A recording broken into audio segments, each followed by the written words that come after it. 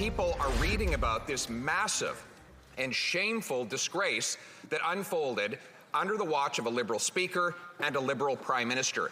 And yet, he can't even show up for work. Where is he, and why is he hiding under a rock today? Instead of trying to cast blame where no blame should be cast, the Speaker has taken responsibility for his actions. He has resigned. It was the honourable thing to do. Some tense exchanges during question period, just moments after Anthony Rota resigned as Speaker of the House. The opposition wants more from the Prime Minister and questioned why, as you heard there, Justin Trudeau was not in the House of Commons himself to apologize for what happened. Instead, the Prime Minister was in Toronto this afternoon for what his itinerary identified as a fireside chat to discuss the automotive industry at a press conference. The Prime Minister did make a brief statement on Parliament Hill earlier this morning before heading to Toronto. Take a listen to that statement. This was deeply embarrassing for the House and for Canada. It is a good thing that Speaker Rota apologized personally, and I'm sure he's reflecting now on how to ensure the dignity of the House going forward. All right, let's bring in House leadership to unpack what happened, what unfolded today, and where things do go from here. Stephen MacKinnon is the government whip. Andrew Scheer is Conservative House Leader, and Peter Julian is the NDP's House Leader. Hello to both of you. Thank you very much or all three of you, I should say. Good to see all three of you. I appreciate you making the time. Mr. MacKinnon, I'll start with you, and I'll pick up where those clips left off and ask you if I understand the distinguishment that your government has made between what the Speaker did and what you say is a lack of involvement of the Prime Minister and his office, but does the impact of what's happened not necessitate a more robust response from the Prime Minister himself? I actually think the explanations that have come forward have been quite clear, Vassy, and thank you for having me on. I mean, the Speaker has taken complete responsibility for this. As my friends who are there with you will know, the Speaker gets an allocation. In fact, Mr. Scheer was the Speaker and would have benefited from the same kind of treatment. There's deference paid. Of course, all guests to the House of Commons get security screened to make sure that they are not security threats. But in terms of a political vetting, that was something that was either ensured or not ensured, probably not, by Speaker Rota, who took responsibility for that and has, as the House Leader has said, done the right thing. That said, the Prime Minister, who's also commented extensively on this, has said quite clearly this is an embarrassment for the House of Commons. It's an embarrassment for Canada. That's why the Speaker's apology and taking responsibility did not suffice. It rose to a level higher than that. I think that was recognized by all MPs in the House, and so Anthony Rota did the right thing. But if you do permit me, I do want to say this. Anthony Rota is a fine person, a good parliamentarian. He's been serving his constituents for a long time. And I think today's a very, very sad day for the House of Commons, obviously for Anthony Rota, and I tip my hat to him. But the work of the Commons must continue, will continue, and we look forward to engaging in the next steps. Mr. MacKinnon, just to follow up on that, I mean, the Prime Minister has commented twice, to my knowledge, and neither time during question period, rather just going into Cabinet yesterday and then on his way into Toronto. And I'm separating the issues. I'm not saying that he did it or that he has to assume responsibility for it. But I am articulating what so many people have articulated to me over the past 2 days who are impacted, from Polish communities to Jewish people and Jewish advocacy groups, that the impact of this is enormous. The fact that parliamentarians stood up and applauded a Nazi in the House of Commons has a major impact. And I think the question of whether or not the Prime Minister should address that specifically and acknowledge that impact beyond just two brief statements on his way to somewhere else is a justifiable question. I think everyone has acknowledged the impact. I think everyone, including the Prime Minister, has acknowledged the hurt and the embarrassment that we feel in the House of Commons and throughout the country as a result of this unfortunate incident. I can point you to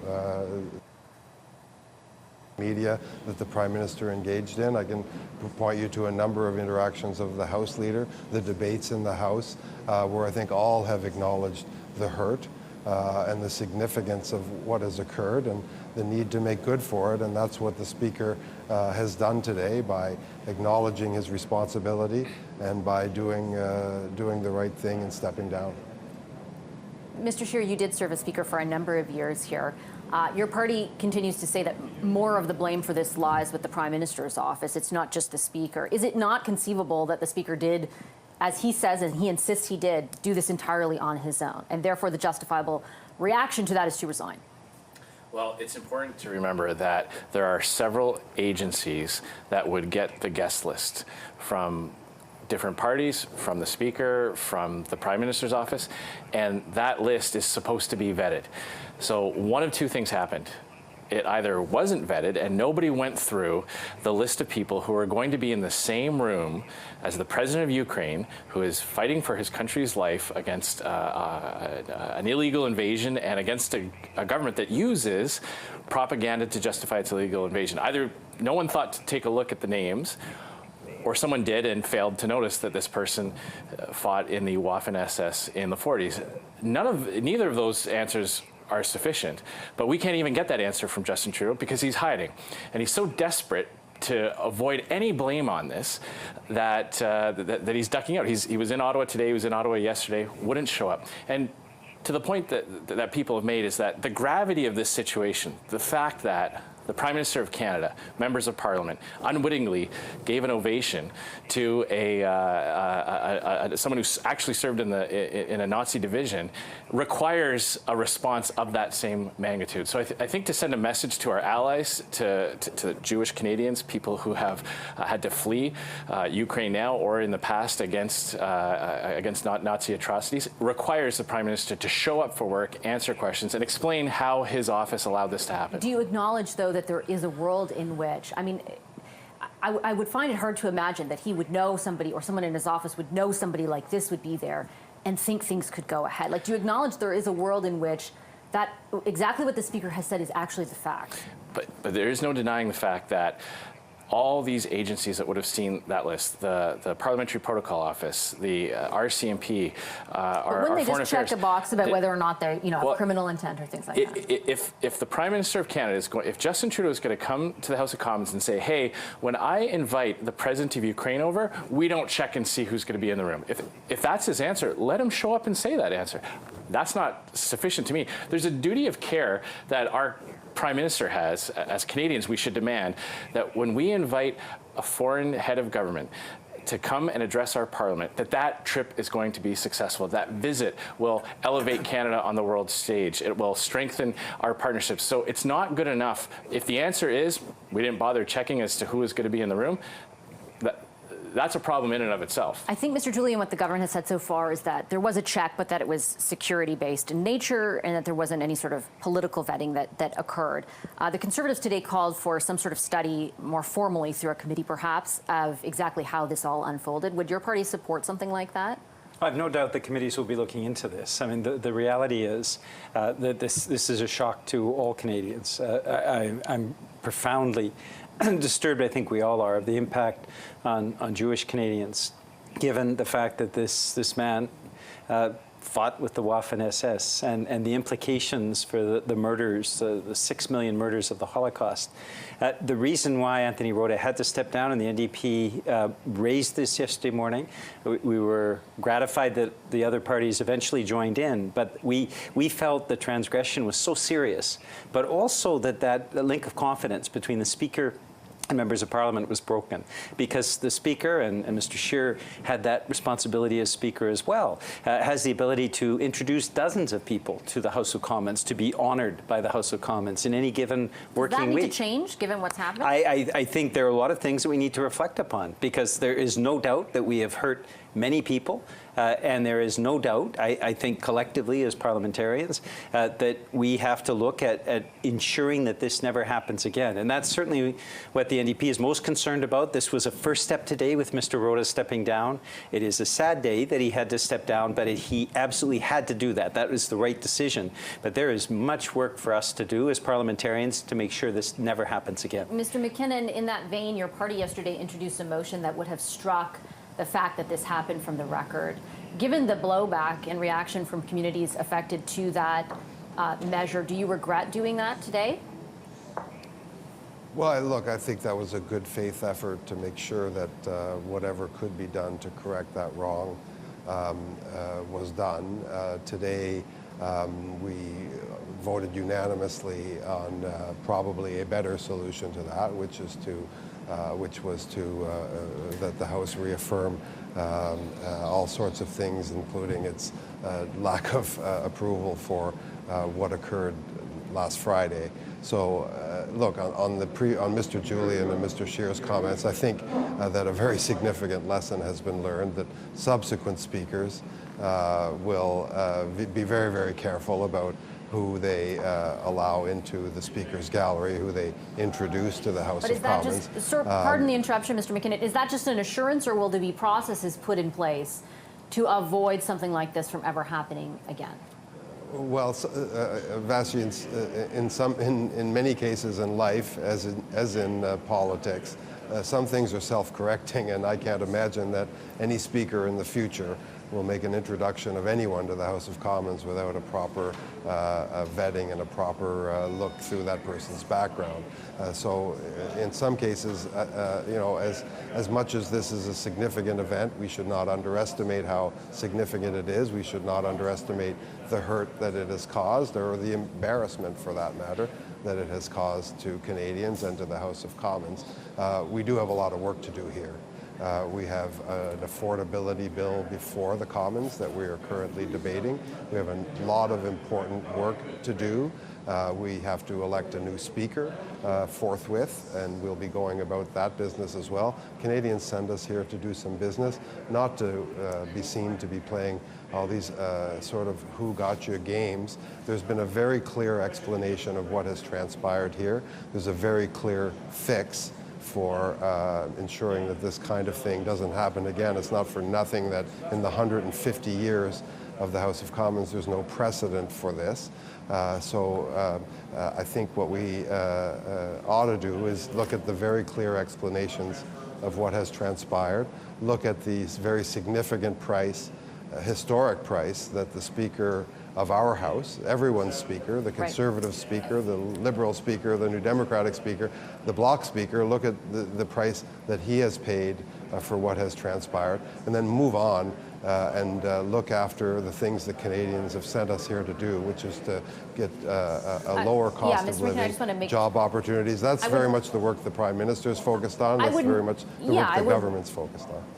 I would imagine two things can be done at the same time, right? That you can move ahead, for example, on an affordability agenda, and at the same time recognize the international implications of what unfolded in the House of Commons on Friday, well, and the reactions. I think that's what I've just done. I just want to make sure to get, yeah, for sure. I just want to make sure to get your colleagues in here.